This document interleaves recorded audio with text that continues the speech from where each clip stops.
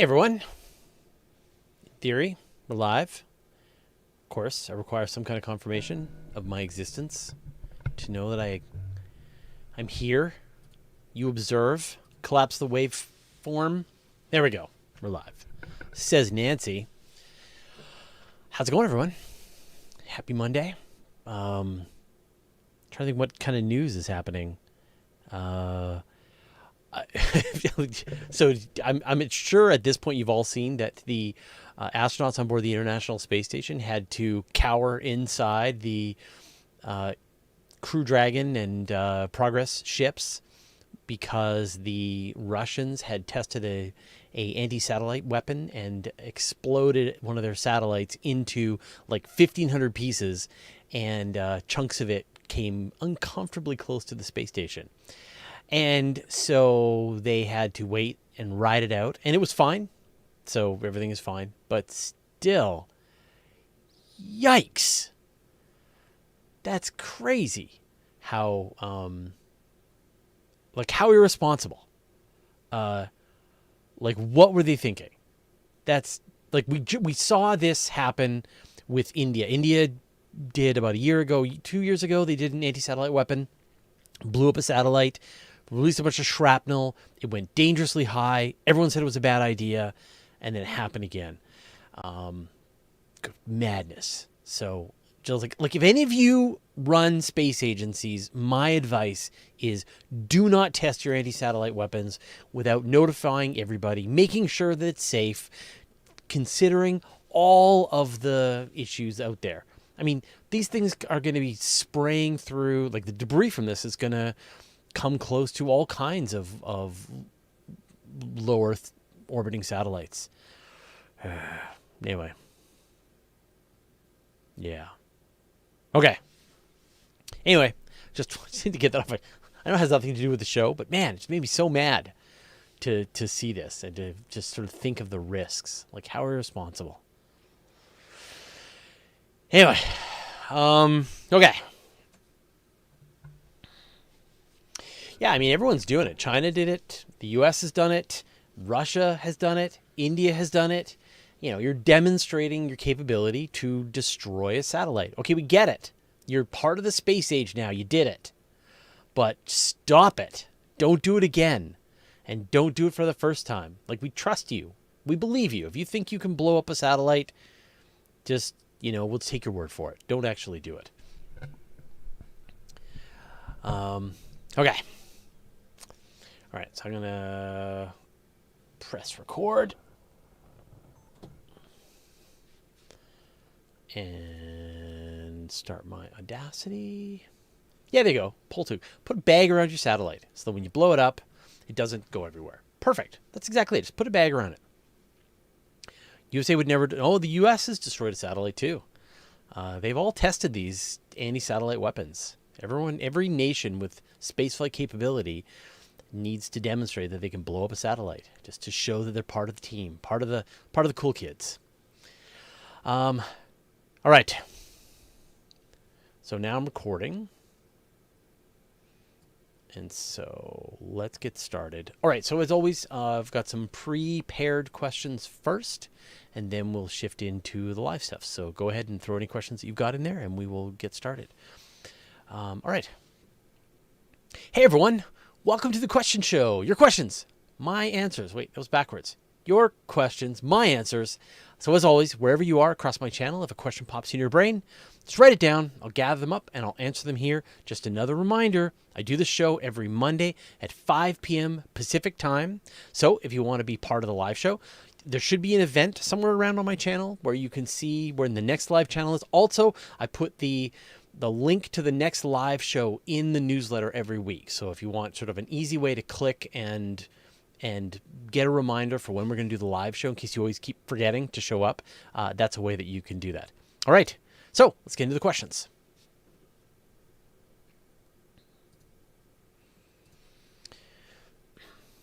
Okay.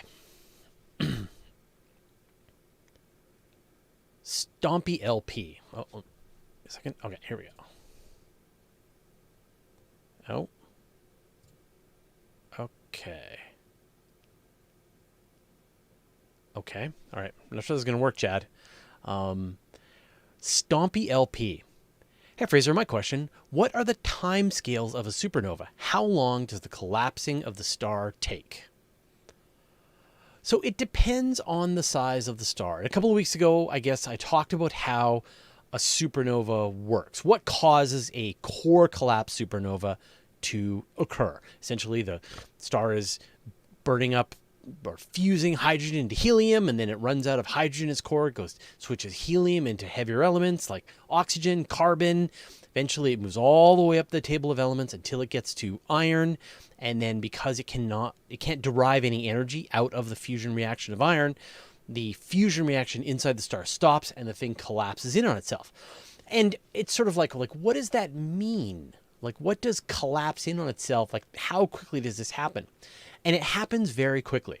It essentially happens as quickly as the laws of physics will permit it. Because essentially you've got all this outward force that is holding the star back from collapsing in on itself and turning into a black hole.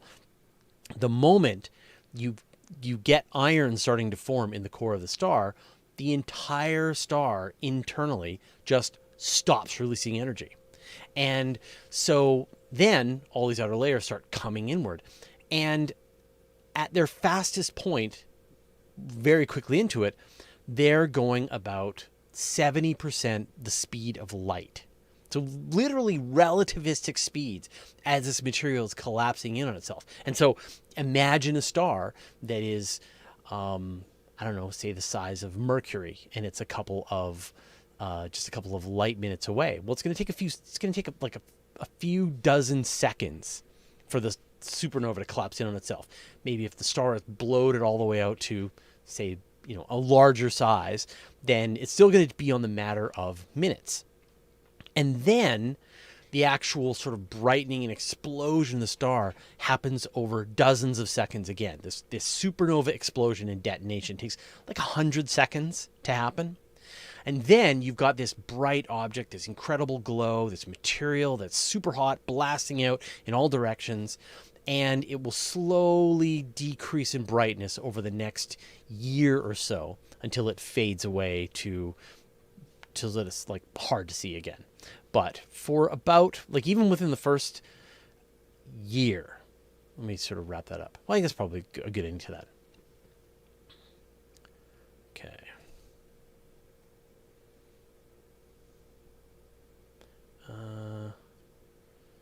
Oh, I see where they are. Okay. All right. Okay, I see the problem. I'm all right. Okay. King Majah. I'm a bit confused. If a star spins too fast, you said its momentum could pull it apart. Could such a thing happen to a black hole? How fast would it have to be spinning? I mentioned this in a previous video, that as a star spins faster and faster and faster, it's kind of like being on a merry-go-round. As it goes faster and faster and faster, you have a harder time holding on to the merry-go-round. So if the star spins faster and faster, it flattens out and becomes a lot wider in the middle, and the poles come closer and closer together, and eventually the outward force of this rotation is greater than the gravitational force that's holding it together, and the star just spins itself apart. And there's actually a limit. Astronomers have seen a maximum speed that stars can rotate. And you would assume that the ones that rotated faster than that just tore themselves apart. There's a maximum speed that asteroids can rotate, depending on what they're made out of. And again, it's like any that rotated faster than that would have just torn themselves into pieces. And so the question you're asking is, can a black hole do the same thing? And the answer is no, because nothing, not even a black hole, can escape a black hole. But black holes do rotate. And as they rotate faster and faster, the thing that happens is the event horizon around the black hole starts to flatten out, like a planet that's rotating too fast, like a star that's rotating too fast. And the event horizon flattens out and flattens out. And as the parts of the event horizon close in on the singularity, it's going faster and faster and eventually approaching the speed of light. Essentially, the limits predicted by Einstein. I forget the exact number, but it's like, again, it's like 70% or something like that, is like the maximum speed that a black hole can rotate.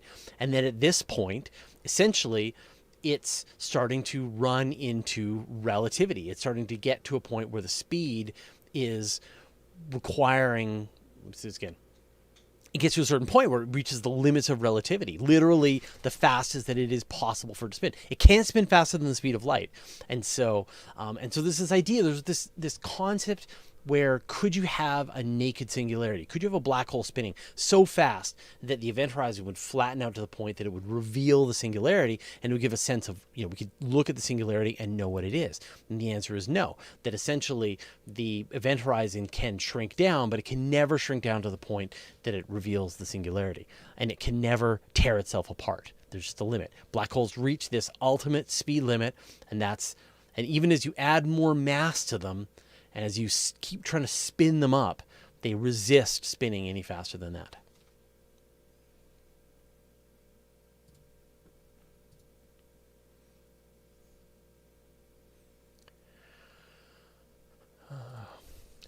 Nuno Fernandez. So will James Webb actually launch before Half-Life 3? Come on, is Half-Life 3 ever going to actually happen? Like, there's like, it's done. We've had our chance. That's never gonna happen. So nothing will take longer than the launch of Half-Life 3. But anyway, let's talk about James Webb. James Webb is continuing apace, and now I think we can stop joking about how long James Webb is going to take to launch, because all the pieces are in place at this point. James Webb is at the launch facility in French Guiana. The upper stage has been delivered as well. The fairing is there. The booster stage has been set up. And now it's time for the assembly. And so they're going to stack the booster, the first stage. They're going to put the second stage on top of that. They're going to put the James Webb inside the launch fairing. They're going to stack the whole thing. They're going to walk it out to the rocket pad, and they're going to launch it. And so still, we're on track for launching James Webb December 21st. I haven't heard any delays.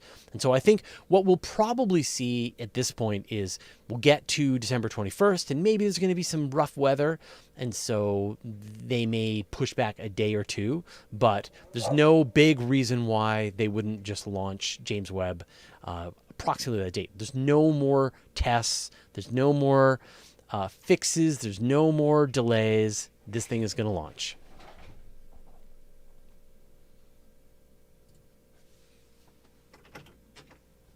Is dog okay? Yeah. Dog's going a little crazy. John Suffield, any thoughts on the reports we might have found Planet 9, 10, whatever, from going through old astrophotos? I saw that story. I haven't looked into it yet, so I don't have an answer. I'm sorry.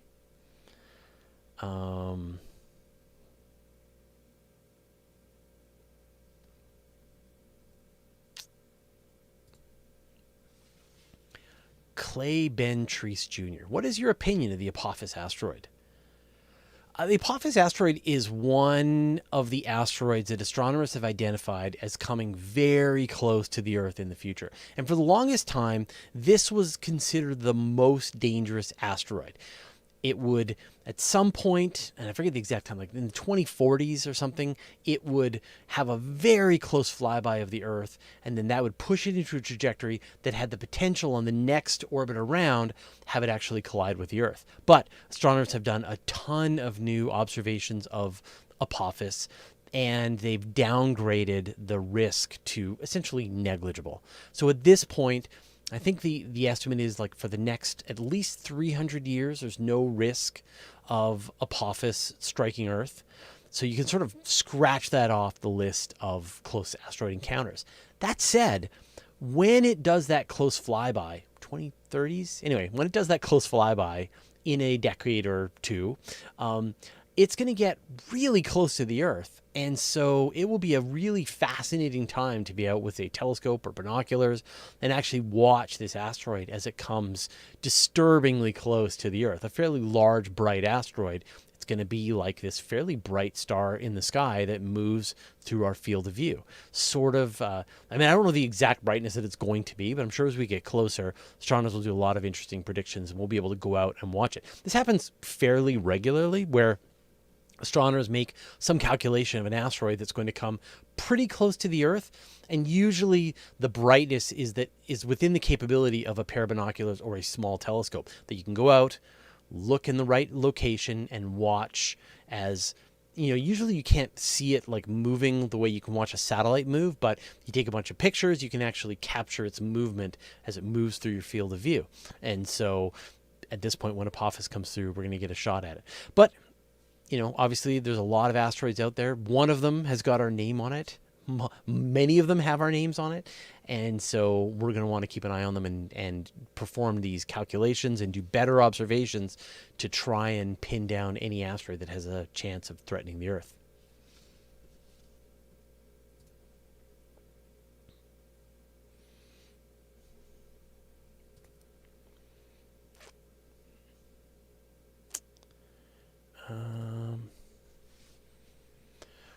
Ted Krause, can a magnetar collapse into a black hole?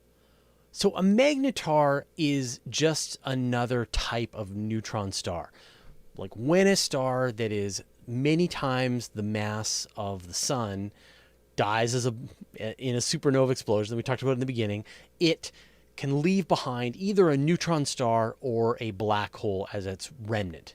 And in the beginning, how a magnetar actually forms, astronomers are still trying to figure this out, but it seems to have something to do with some kind of binary companion. So you get a neutron star, but you also have like some kind of like accretion disk around the star, or like a binary star that's orbiting around the star, and the interactions with the star and accretion disk can whip up the magnetar's magnetic field, can whip up the neutron star's magnetic field to the point that it becomes a magnetar. And it essentially has this incredibly powerful magnetic field, like so powerful it could dismantle you at an atomic level. And of course, the other thing that we see as with fresh neutron stars is pulsars. So you've got this neutron star that's spinning hundreds of times a second and releasing these powerful blasts of radio waves, and they use them for timing and all kinds of interesting things. And then slowly, as these neutron stars get older, they wind down, they slow down, and they just become boring, plain old regular neutron stars, as opposed to cool magnetars or pulsars. And so the question you're asking is like, can you add mass to a neutron star to turn it into a black hole? And the answer is probably, maybe. So if you add mass to a neutron star, obviously you're going to reach a point where it can no longer be a neutron star. And so the question is, one idea is that when that happens, it suffers another core collapse and detonates as a different kind of supernova and disappears entirely.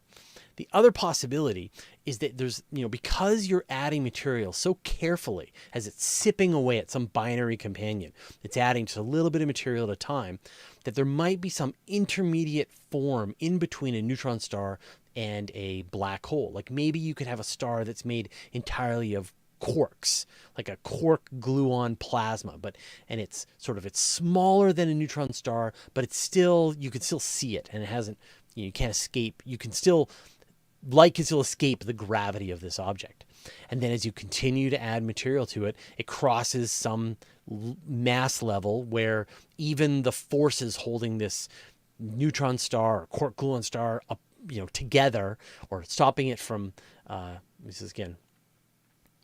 So as you add more material, keep sipping away at this companion star, you cross over this limit where the forces holding the neutron stars from smashing into each other, all the neutrons, all the particles inside of it, crunching into a black hole, is overcome, and it collapses down in and disappears, because now not even light can escape this object. So, it's still various points of controversy as astronomers are still trying to figure this out. And so stay tuned to see if we can sort this out. Hopefully there are various tools out there. Like maybe we could detect one of these objects exploding. Maybe we could detect like an object that is giving off a type of radiation, a signature that tells us that it might be one of these intermediate sized objects. We might be able to detect the moment when a neutron star collapses into a black hole. So yeah, it's a pretty interesting idea though.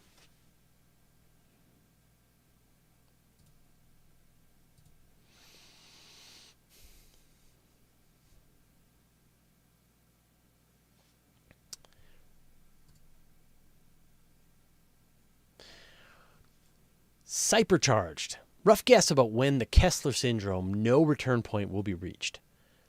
So the day that we're recording this, we just learned that the Russians tested an anti-satellite weapon on one of their own satellites, destroyed it, and sprayed like 1,500 pieces of trackable debris into orbit around the Earth. And the astronauts on board the International Space Station, the cosmonauts, they had to hide inside their escape vehicles as one of the parts of the debris came uncomfortably close to their position. No, there was no problem. Nobody was harmed. They were able to come back out a little bit later. But still, that's a lot of debris to have in low Earth orbit. And you can imagine some future when these pieces of debris are crashing into each other and forming smaller pieces of debris, and they're all crashing into each other. And we get to this point called the Kessler syndrome. And this is the theory that you'll reach this point where there's just so much this debris cloud and everything's moving at 28,000 kilometers per hour that there's literally no way to launch anything into space without to get through this shrieking shield of metal. And the reality is that it will probably never be the case. We'll never reach this point where space travel is impossible. We'll get to this point where, let me just, again, the Kessler syndrome is more, let me just again, hold on. The future is more that it's like going to be friction. So there are going to be more and more pieces of debris that it's going to require launches that are more careful. You're tracking the larger pieces of debris, the smaller pieces of debris. You're waiting for windows when you can launch in a fairly debris-free region. So it's kind of, instead of it being just imagine like one day all of these satellites start colliding into each other and then we're cut off from space, it's more like you're having to be more careful. It's longer delays, more expensive. You're having to put more shielding on your equipment to try and prevent the damage from the smallest stuff that isn't going to catastrophically destroy your spacecraft, but it's going to cause some minor damage. It's just a pain. It's an expense that's going to increase greater and greater and greater over time. Like, I mean, it's sort of like the same thing with climate change. Like climate change isn't going to destroy humanity overnight. It's just going to be that people who live on the beaches are going to have to abandon their homes or pay to keep the beach maintained. People who live near places that can flood on a regular basis are going to have to rebuild their homes again and again. Like there's just going to be this cost of living that's going to go up and up and up. And that's what is the most sort of the current idea on what the future of spaceflight is with more and more space debris. Now, the great thing is that over time, space debris will decline again because this stuff will get absorbed back into the Earth's atmosphere, burn up, and will clear out. And you're looking at, in some cases, a year, in some cases, decades. In some cases, for the high stuff, you're looking at thousands of years. So but then at the highest regions, space is a lot bigger. And so it's this kind of complicated, you got to sort of think about all the different spheres for where this debris is interacting and how quickly it can clear itself out, but also how much space you've got to work with. So it's not that simple. It sucks, but it's not a total showstopper.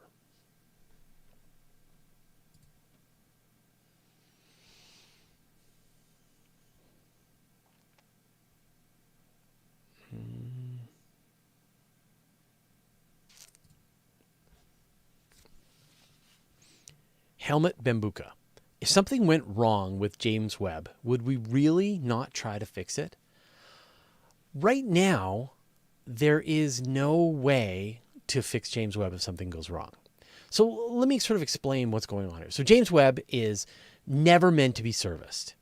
It is flying out to the Earth-Sun L1 Lagrange point, which is 1.5 million kilometers away from the Earth. The moon is like 285,000 kilometers away from the Earth. So it's like 5-ish, 6 times farther. Like James Webb will be 5 or 6 times farther away than a human spaceflight has ever gone. We've gone to the moon and no farther. We've gone around the moon and no farther. And so nobody's ever done a mission out to that distance. Is it theoretically possible? Yes. But you're looking at James Webb is going to take about a month to get out to its final location, out in the L1 Lagrange point.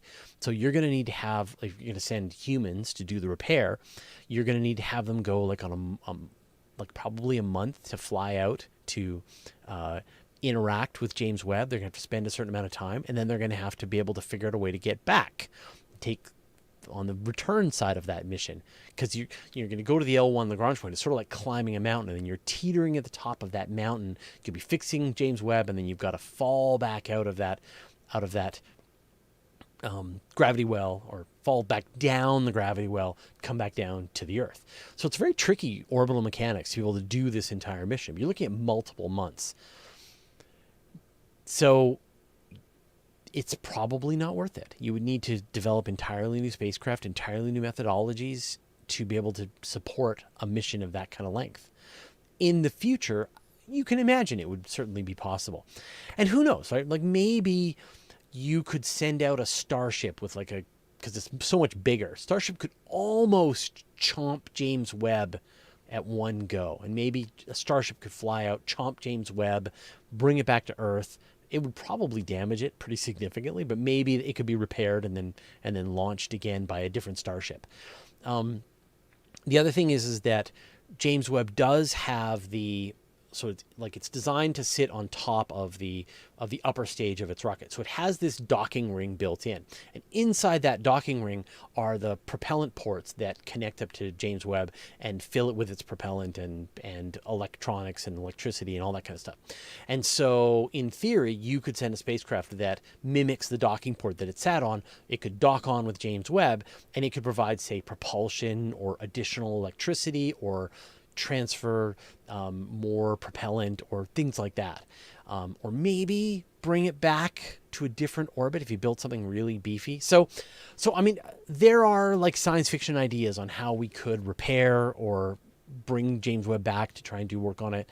My guess is that if you actually did all the math for all that, it would end up being too expensive, too risky, not worth it. So at this point, the plan is James Webb's on its own.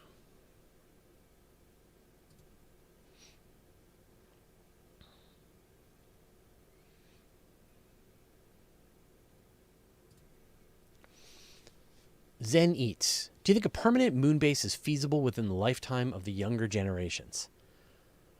Yeah, I like to think that I'm part of the generation that will see a permanent moon base. I don't think a permanent moon base is going to be that far off at this point, especially if Starship actually works. But even if Starship doesn't work, I think you're going to see Artemis 1 is going to be launching in February. It's going to just do this flight around the moon, uncrewed. Artemis 2 is going to send humans to start working on the Deep Space Lunar Gateway.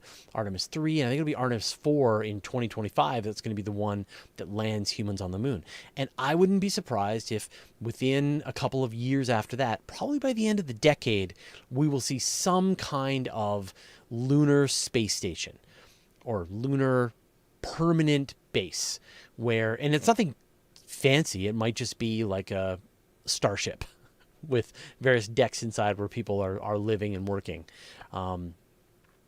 It's just like, I think that the technology's increased, our capabilities have gone up, and we've seen what happens with the International Space Station for so many years that now I think it's perfectly reasonable to expect that human beings, or now I think it's Now I think it's perfectly reasonable to expect that NASA or the Russians or the Chinese or SpaceX will have the capability to be able to do that. And there's all kinds of great science reasons to have a permanent base on the moon. So I don't think we're going to wait that much longer from this point.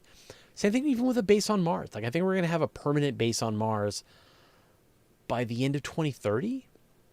So within 20 years from now, we should have a science base on Mars where astronauts are going, they're living in this base, doing work, they're on shifts, they're coming rotations, they're coming back to Earth, new crew is heading out. If you haven't already, check out For All Mankind, which is on Apple TV, and it's a terrific show. And they do a really great job of showing what a permanent lunar base would probably look like, how it would grow to become a more permanent habitat. Check it out.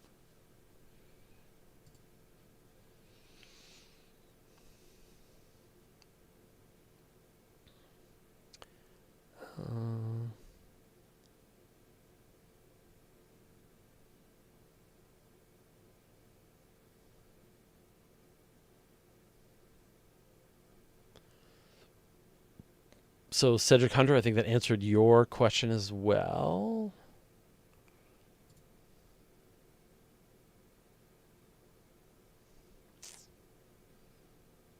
Oh, and Cedric, your other question about asteroid strike on Venus, I don't think they've bothered tracking if an asteroid is going to hit Venus. That's an interesting question, but I don't know. Like, we have a very detailed scale for tracking asteroids that have the potential to hit Earth, but I don't think anybody's really spending much time thinking about the chance of asteroids hitting Venus or Jupiter or things like that. Although obviously, like, we knew that Shoemaker-Levy 9 was going to hit Jupiter a few years in advance, a comet, because it was just so obvious.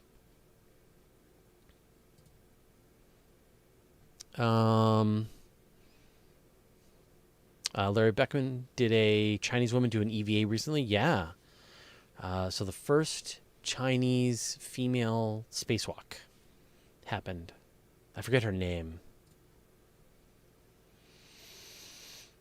All right. Eric 1. Do you think that spin launch can actually pull off putting a payload into orbit? So within the last week and a half or so, this company called Spin Launch demonstrated kind of an amazing, really innovative style of rocket. And so what they've got is they've got this giant ring that sits out on the landscape, and then they've got this incredibly strong tether inside, and then they've got the rocket, and they spin this rocket around, or the payload, the bullet, inside this ring faster and faster and faster until they're, I forget, it was like 7 kilometers a second. I forget the full speed. And then they released it sort of like a sling, and the payload went up like 10 kilometers, and this was a small version. And so this was a prototype to test whether or not this will actually work. And so they're going to do some more tests, and then they're planning to scale this thing up. And the goal for Spin Launch is that they'll be able to put things into almost orbit purely through this spinning kinetic energy, throwing it. It'll have an upper stage because you can't go into orbit with a single kick. People always ask, could Superman punch a person into orbit? And he couldn't, because no matter how hard Superman punches you, unless it's full escape velocity from the Earth, you're going to go on a trajectory and come back down to Earth, even if you are going fast enough. So you need a second kick. So the Spin Launch will throw the thing into the right angle, and then it will have a rocket on board that kicks it into to circularize its orbit. Do I think it's going to work? Well, the other thing is that the payloads are going to be fairly small. I think their limit was a couple of 100 kilograms for the payload, so fairly small satellites. And the kinds of forces are ludicrous, like 10,000 Gs. So you need to build a payload that can handle ludicrous accelerations, which they can. That level of G-force is still possible to be able to sustain. So the question is then, is this going to work? And I mean, they think it's going to work. They've done the math. The fact that they built a prototype and threw something 10 plus kilometers into the air is astounding. And so it feels like it's feasible. And if they do pull it off, then it seems fairly inexpensive, right? You use electricity, the thing's down on the ground, you spin it up at this incredibly high rate, you release the payloads, they fly up almost into space, and the rocket takes over and completes the orbit. I'm pretty excited. Yeah, they did a great job.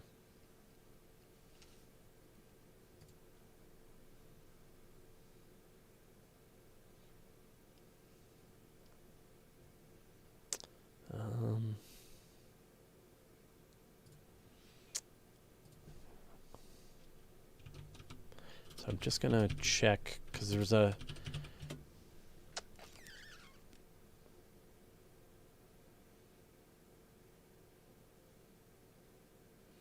So there's a fairly new piece of data on this question. So I just want to get my back up to speed on this. Sorry.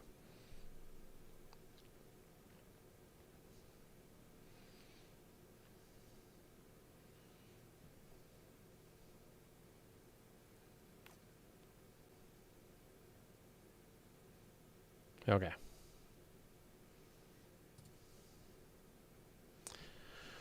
Alexandru Vataman. What would be the temperature on the dark side of Venus as the planet is spinning around itself more than a year? Thank you. From what we know, the temperature of Venus is the same no matter where you go around the planet. It's like 470 degrees Celsius no matter where you go. Hot enough to melt some kinds of metal. And it's the same whether you're at the poles, whether you're at the equator, whether you're on the near side, when you're on the day side, whether you're on the night side, the temperature is always the same. But in the last couple of years, the European Space Agency's Venus Express mission was able to do some really interesting imaging of the Venus atmosphere, as well as the Japanese Akatsuki spacecraft, which was imaging Venus. And what they found was that, as you said, right, because the night on Venus is so long, the atmosphere gets up to some weird stuff while this is happening. And so what they found is that you get this phenomenon called super rotation of winds, where the wind speeds actually increase by a factor of about 60 on the far side of Venus. And so let's see, what's the other thing that's interesting about this? So, and this is sort of like just the beginning. Of course, NASA has 2 missions planned to go to Venus. One that's actually going to drop an atmospheric probe into the clouds of Venus to detect what's going on with the winds at various levels as it's falling into Venus. So I think that there's more going on with the dark side of Venus than we had originally thought, and it's a tricky thing to observe because it's not illuminated.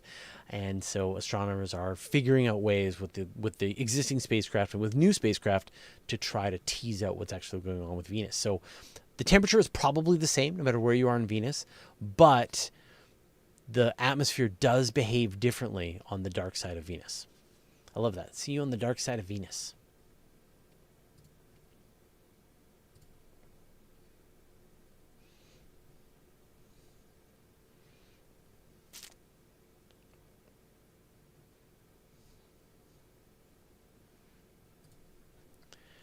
B. Guzman. What is the point of sending humans to Mars?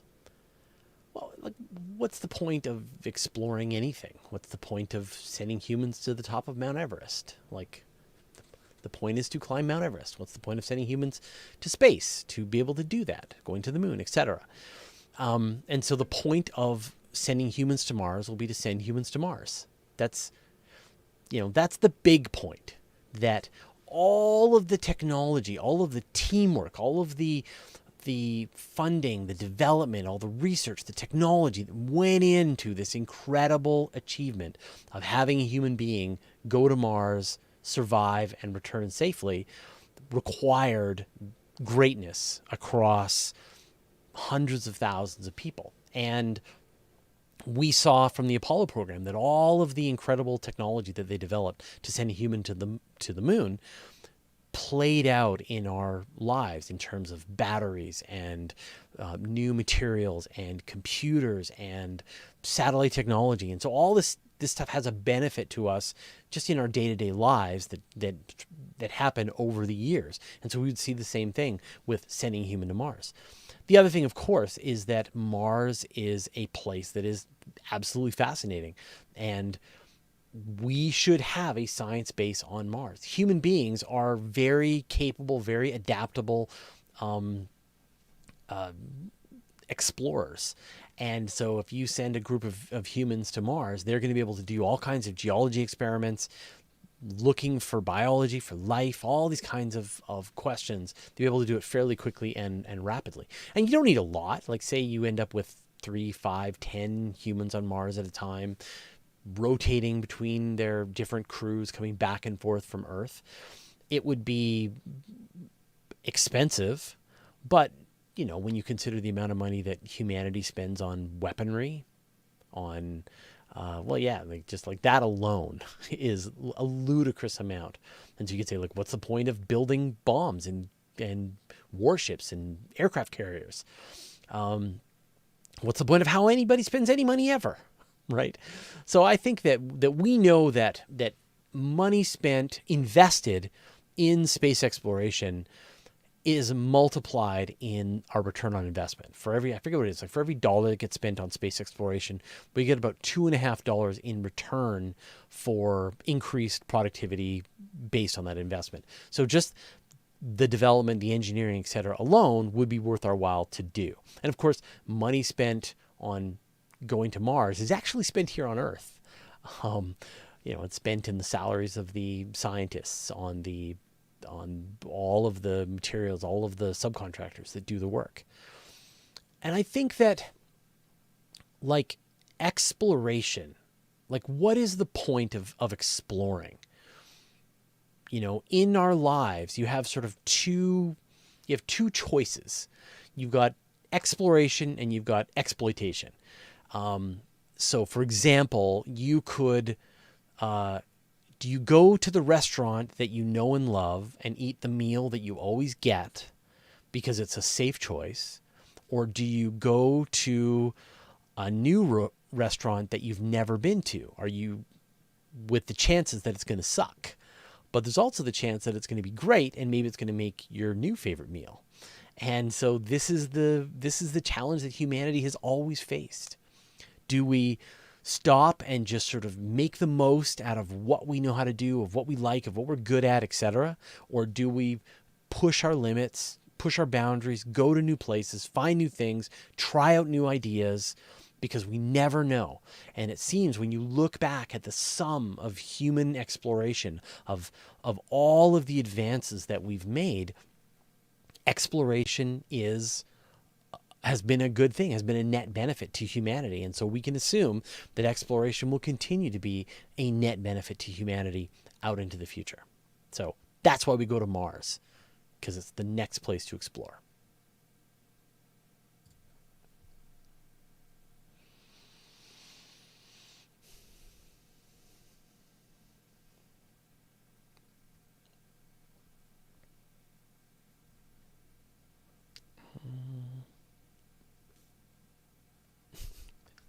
So here's this week's great attractor question, Matt Legros. What is a great attractor? How can I pull so much towards it? So the great attractor is a solved problem. The great attractor is merely a overdensity of galaxies on the far side of the Milky Way. And for the longest time, astronomers couldn't see it because the core of the Milky Way was obscuring it from view. They assumed it was just a lot of galaxies happened to be on the other side of the Milky Way, and we were just unlucky enough for it to be obscured from our point of view. But with the rise of infrared telescopes, they're able to see through the gas and dust at the center of the Milky Way and perceive all of these galaxies right where astronomers assumed they were. And so essentially the Milky Way and all these other galaxies are sliding through space, gravitationally getting pulled towards the common center of gravity of all of these galaxies. So it's nothing special, it's nothing weird. It's just The Milky Way is part of a giant group of galaxies, and there has to be a common center of gravity to all those galaxies, and that's where we and all these other galaxies are going as we're kind of orbiting around it. But it's funny. It's, I bring up the joke that we like get this all the time, right? We get this question all the time. And so there's like this second layer of YouTube that is making videos about stuff that were interesting mysteries in 1987. And because I think the people who make these videos just aren't keeping track. They don't put a lot, they aren't as experienced in the current state of space and astronomy. And so, like, what is the Boody's void? What is the great attractor? So anyway, it's funny because I get this question every week. So clearly there's like some wellspring out there somewhere that is driving traffic to this question. It's solved.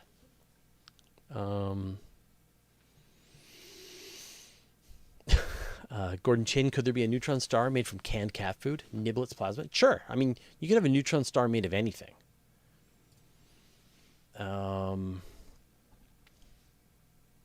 Anything. Especially cat food. Larry Beckham, would a spin launch on the moon be more efficient than an O'Neill mass driver? I mean, everything is more efficient on the moon. Space elevator, a rocket, a spin launch. I mean, airplanes are less efficient on the moon, but apart from that, everything else is better. Blowfield 20K, it's not even that legit. They're just pumping out clickbait. Yeah, you said it, not me. Right. It's clickbait. They're taking ideas. There was like a rash of these warp drive videos that came out a couple of months ago, and I watched a bunch of them, and they're so bad. And yet they're getting 300,000 views. They're getting 1 million views because they're just like doing the zingers, right? I'm like, yeah, let's talk about warp drives. Why aren't there warp drives? Nancy Graziano, for spin launch, would there be an advantage to launch from the equator? Yeah, just like rockets, it would be better to launch from the equator than to launch from farther from the equator. Okay.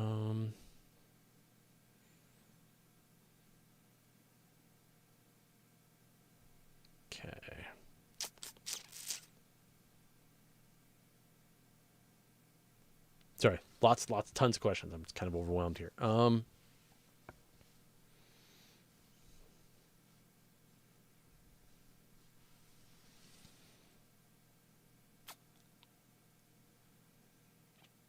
or questions that we've answered quite a bit.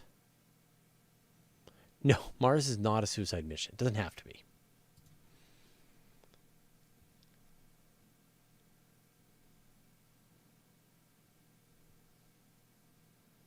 Let's see. Apologies. Just like I said, a ton of questions that I'm trying to think. Okay. Chip person. Let's see. J.I. Pearson. If a black hole at the center of the Milky Way is 4 million solar masses, wouldn't it then only exert 4 million solar masses worth of gravity on the Milky Way? Yes. Yes. If the thing only has 4 million times the mass of the sun, then it only exerts 4 million times the mass of the sun's worth of gravity. People think that the supermassive black holes at the hearts of various galaxies are like these giant anchors of the entire galaxy, that without this supermassive black hole, then the whole galaxy would just fall apart.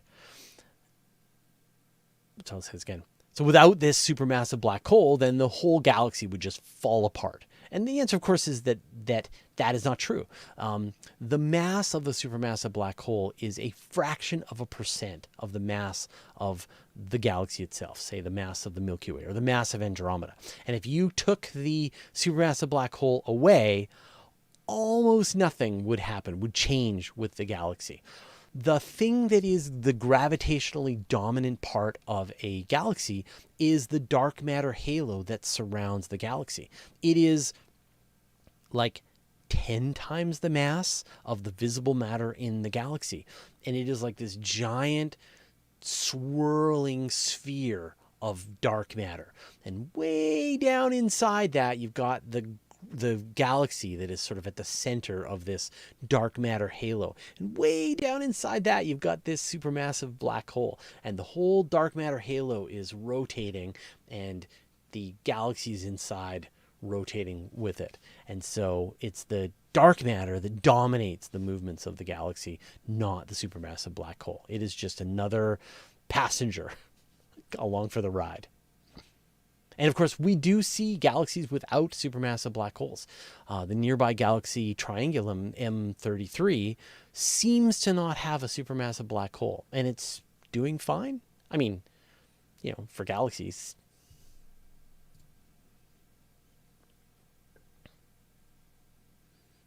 Avy Scott and Flower. The Great Attractor. What is that? Yeah.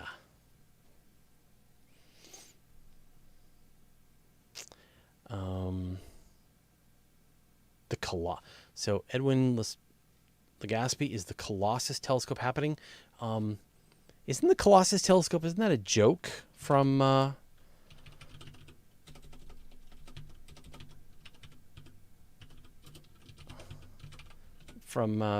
XKCD?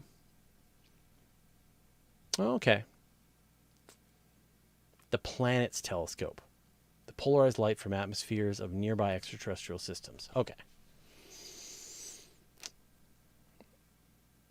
If that's the one. It's the technology demonstrator for the Colossus telescope. And the first light is in 2018. So I don't know the state of the Colossus telescope. Yeah, so I don't know of a bigger version of the Colossus telescope. The largest telescope that I know of was theoretically going to be the overwhelmingly large telescope, which was going to be a 100-meter telescope built by the European Southern Observatory.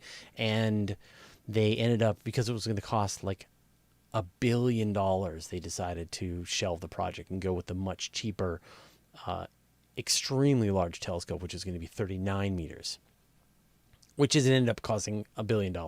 So it would have cost like probably $4 billion to build the overwhelmingly large telescope, which when you consider the cost of James Webb at $10 billion, it would have been a bargain. A 100-meter telescope would be helpful. Okay.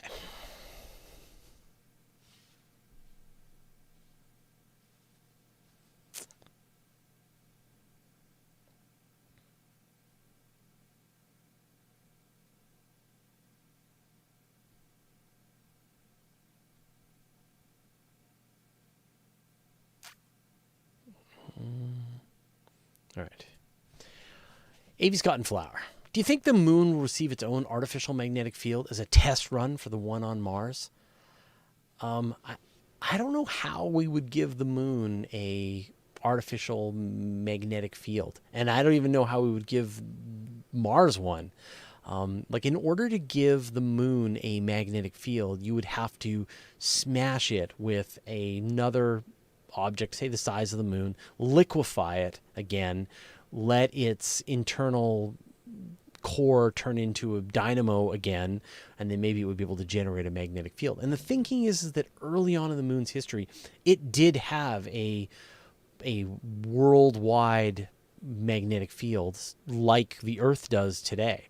But then as it cooled down very quickly, then it solidified and the dynamo shut down. And then the same thing happened with Mars. It had a magnetic field early on, and then as it cooled down, because it has like 10% the mass of the Earth. So as it cooled down and solidified, its dynamo shut down, and it was no longer able to generate a magnetic field. But of course, when you think about like Venus is like almost the same size as the Earth, and it doesn't have a geomagnetic field. So what causes a planet's magnetic field is still a bit of a mystery. Like, we know that Jupiter has one and Saturn has one and Uranus and Neptune have them, but the ones on Uranus and Neptune are not aligned in the same way as the planet's rotation, while they are with Jupiter and Saturn and Earth. So There's more science involved, but apart from literally destroying the planet for a while, I can't think of a way that you could get a planet-wide magnetic field to form. So better just live underground, live in a cave, live in a lava tube. That's your plan.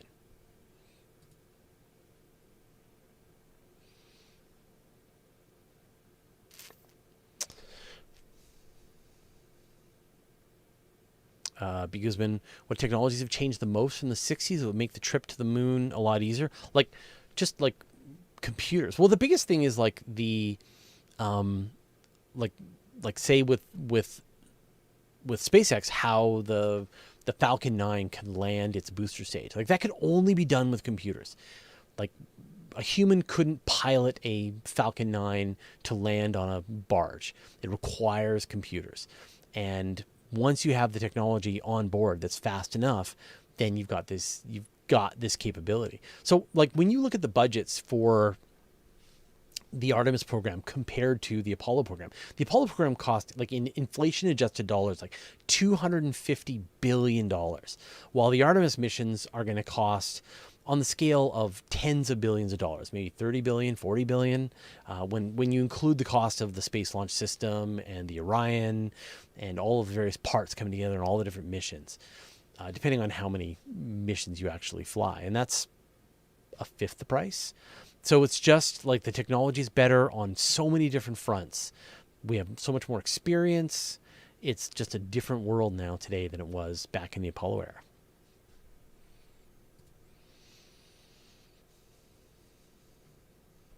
All right, I'll do like one more. And then we'll do the overtime. What about the crazy large telescope?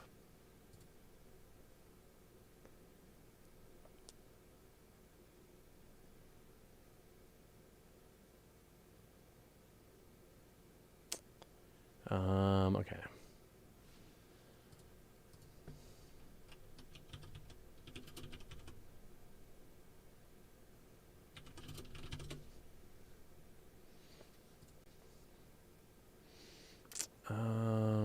Okay.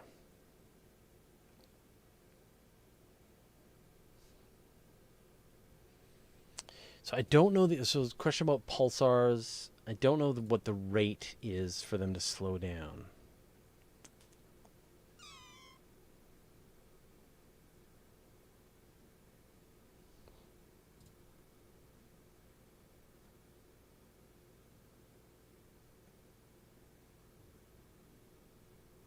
Yeah, I don't know what the rate is.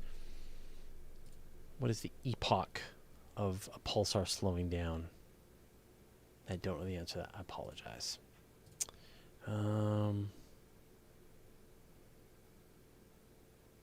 Okay, I'm going to wrap this, but stick around, and we'll hit some overtime in a second here. Okay. More questions in a second, but first I'd like to thank our patrons. Tomorrow, more questions in a second, but first I'd like to thank our patrons. Tomorrow, Wilson TX Sierra, Joseph Salmonet, Chuck Hawkins, Neuter Dude, and the rest of our 794 patrons for their generous support. Want our videos early with no ads? Join our community at patreon.com/universetoday. And I'll do the outro. If you want a single comprehensive resource for space news, you'll want to subscribe to my weekly email newsletter. Every Friday, I send out a magazine of space news with dozens of stories, pictures, brief highlights, and links you can find out more. Go to universetoday.com/newsletter to sign up. It's totally free. And did you know that all my videos are also available in a handy audio podcast format so that you can have the latest episodes as well as special bonus material like interviews with me show up on your audio device? Go to universetoday.com/audio or search for Universe Today on iTunes, Spotify, or wherever you get your podcasts. And I'll put a link in the show notes. Thanks to all the moderators, and a special thanks, as always, Chad Weber and Nancy Graziano. Oh, and I forgot to do my outro bit. Okay. All right, those are all the questions this week. Thank you, everyone who sent them in.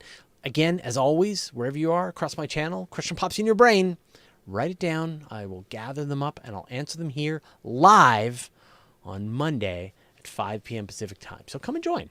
All right, we'll see you next week. Okay, Stop the recordings. Beep.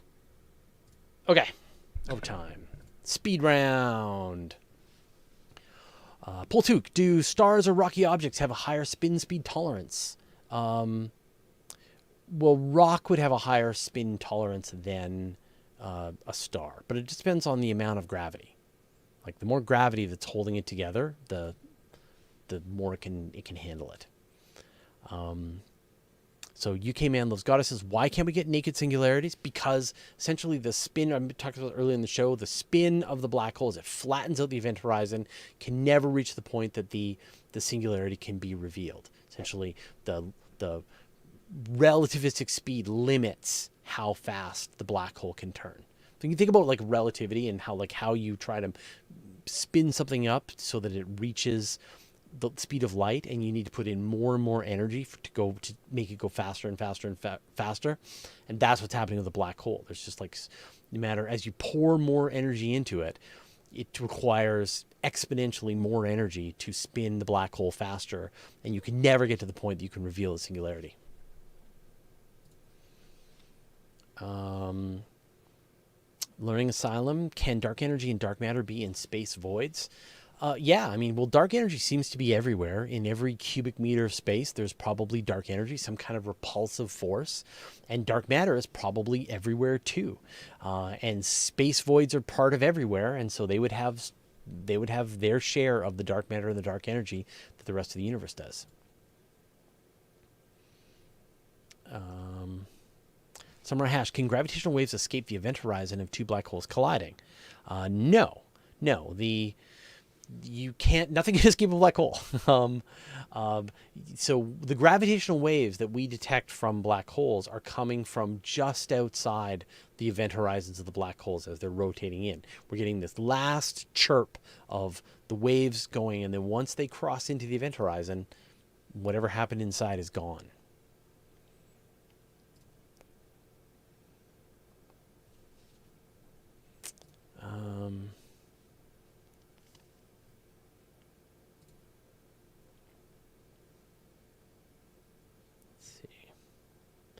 Oh, is James Webb on the 18th? We'll have to edit that if I'm wrong. John Siffield, there's a theory about a pseudo-satellite of the Earth that is a part of the moon from the collision with Theia. Have you heard about that? Yeah, I have. I'm not sure whether it's from the collision of Theia or whether it's just a fragment of the moon that was kicked out by an asteroid impact. But yeah, there's a quasi-satellite, so an object that has like a weird sort of close-ish orbit to the Earth, but it's not really a satellite. It just has like a funny orbit that brings it closer and farther to the Earth. We've seen these before. What's the other one? Cruinia. There's been smaller ones as well, and they think it'll be stable for about 300 years, and then it will drift away from the Earth again. So, but it'd be cool if it's a chunk of the moon. Like you could just go, in theory, it's like go grab it, bring it home.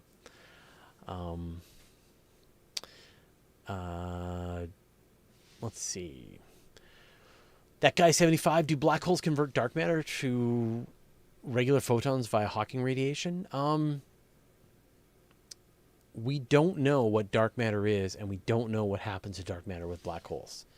So more information is needed. Francisco Sáenz, given the golden records on pioneers locating the sun with pulsars, how far until pulsars slow down enough to render inaccurate to locate the sun? Like I said, I don't know the spin down rate of a pulsar. Like, they're incredibly accurate, but they are losing speed because essentially they're emitting gravitational waves. Pulsars are releasing energy and slowing down their rotation. And I don't know what the speed is. Like, is it on the factor of millions of years, billions of years, trillions of years? I don't know. So I apologize. Cruinia. Yeah, I think it's Cruini.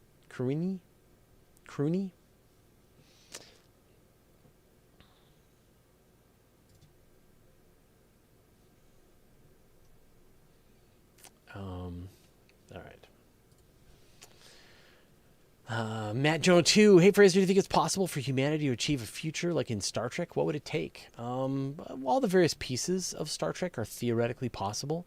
The tough ones are going to be like anti-gravity, warp drives, teleportation.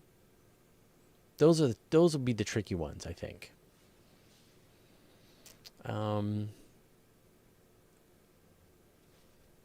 Cruinia? I think that's it.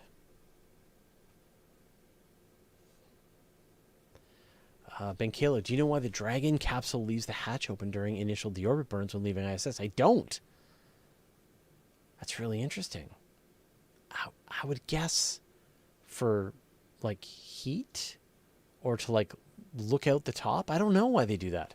That's interesting. I gotta look into that. Back in the USR 18, is it possible for an entire solar system to be jettisoned from the galaxy? Yeah, in theory. If the kick is slow enough, then the star will drag its planets along for the ride. But if you have a fairly catastrophic event, like a supernova or it gets too close to the supermassive black hole, then you can't imagine a scenario where it gets that close to a black hole and gets to hang on to its planets. But if you did it carefully enough, sure.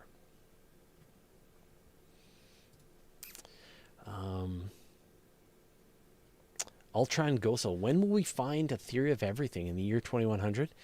It's a good question. We may never know the theory of everything.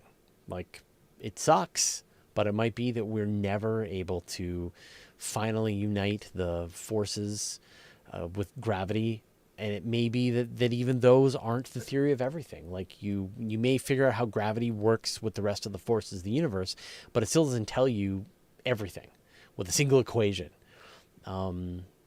Some people think we're going to find it within the next, say, 50 years, and there's a possibility we can never know. That, like, not only that we just won't figure it out, but that the information is not possible. It is not possible to know that, there's different sort of ideas in this field. So who knows? This is the fun of, I think, of following science and technology and space and astronomy, all this kind of stuff, is that we're along for the ride. Once you learn the details and understand all the players that are involved, all of the spacecraft and all of the missions and all of the people and all of the scientific theories and the different lines of evidence they're building up in various ways to try to push our conclusions in one direction or the other, we don't know what the outcome is going to be. And it's kind of fun to watch it all unfold in real time. It's like a game, like a sports event. You're watching some football game and you don't know who's going to win. And you're still, but so the fun is watching the game, knowing enough, knowing about the players, knowing where they come from, knowing the rivalries, knowing who's got the home field advantage, etc., makes the game more interesting to you as a viewer. And the same thing, knowing the various theories, knowing which new discoveries have been made, knowing which missions are working on it, which missions are coming in the future. The more you learn about all this kind of stuff, the more this becomes like you're watching a really interesting game. For me anyway, I just find the more I know about this, the more entertaining it is. And I can hear just like one little comment and someone will go, "Oh yeah, they detected this thing on the moon." I'm like, "Whoa, that's incredible that they found that, because that means that this and that and this other thing over there." That's what I just love about advancing knowledge. But you also have to be okay that we may never get an answer. We may never know what came before the Big Bang, why we dream, why is there something and not nothing? What is the purpose of life? Like, we may just never find the answers to these questions, and that's cool. That's fine, right?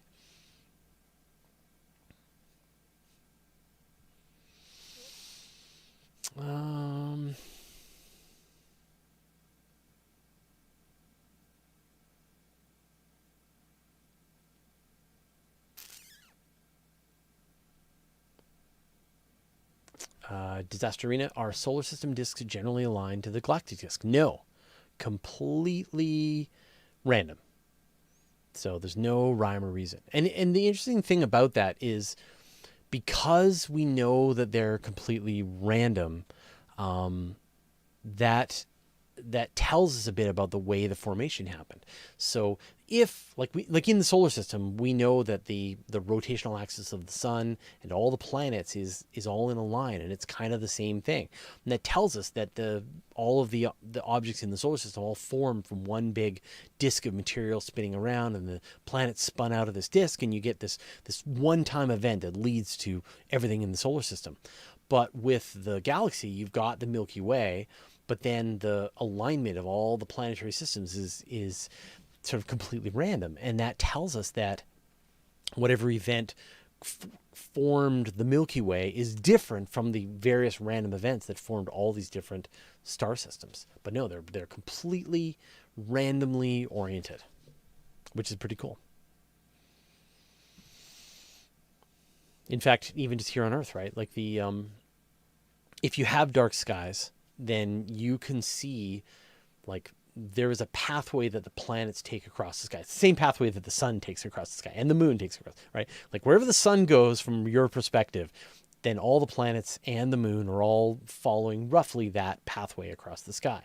And if you know where the Milky Way goes, like maybe the Milky Way crosses like this where you are, and you can see how there are two different axes, and it shows you that we're not aligned with the Milky Way at all.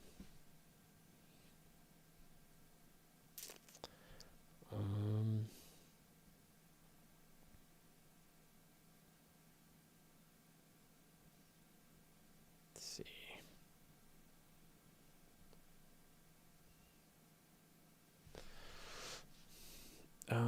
Double D, is there a plan for an ISS replacement after they finally deorbit that fine piece of hardware? No. The Americans have no plans for what comes after the International Space Station. The Chinese have their space station, and there's been some private space stations, like Blue Origin is talking about building this orbital reef, and I'm sure Starship can throw up a space station. Like I've heard, like the international Starship could build the International Space Station in 3 launches. It's that big. So I think a future space station will be relatively straightforward if this new technology comes online. But no, there are no concrete plans at this point to build a station after the International Space Station from the United States.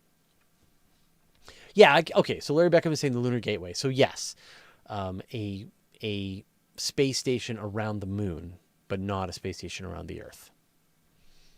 No, Kasha, Fraser, why do bad things happen to good people? See, it's like, again, unknowable questions we may never answer.